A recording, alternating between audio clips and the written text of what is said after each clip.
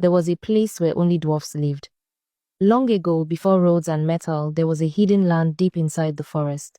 It was called Langa. Only dwarfs lived there, short people with strong arms and sharp minds. They built their homes under the roots of big trees. They farmed low crops, hunted small animals, and shaped tools from stone, bone, and wood. Their stories told only of their kind. No one in Langa had ever seen a tall human. They didn't even believe such a thing could exist. But in their old folk tales, there were stories of giants who lived far above the hills, tall ones who could see over mountains and speak to thunder. No one had ever seen one. It was just a story. Until the day Akilo went to the river. He was alone carrying his small calabash and sponge. He walked through the thick morning mist.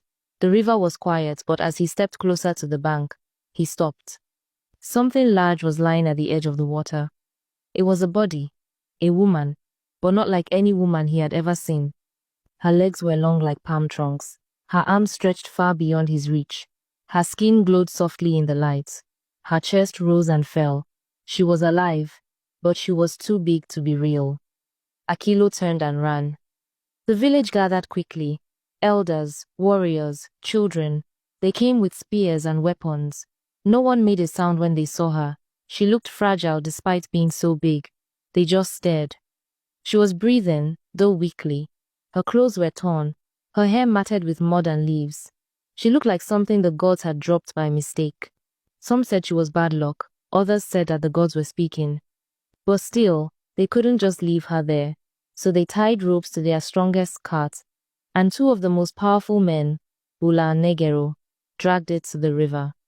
With great effort, they lifted the giant woman onto the cart, her arms dangling off the sides like fallen branches. Slowly, they pulled her back into the village. She was placed inside an old abandoned barn, where the roof was tallest. Guards were posted and food was left near the door. For 2 days, she did not move. Children ran past the barn, screaming. Some cried in their mother's arms, afraid she would rise and trample them. The elders met every night. Some wanted to send her away. Others said she must be protected, for such a being might carry a message from the gods. On the 3rd day, she stood up. She spoke, and to their surprise, she spoke their tongue. She said her name was Noma. She didn't know how she came to the riverbank. Her last memory was of running from the chaos. Her eyes held sorrow. She said her kind once lived in peace and harmony, but over time, greed crept in. The thirst for power grew among leaders. Small disputes turned into battles, and soon, a great war broke out. It raged for many years, burning their lands and burying their people.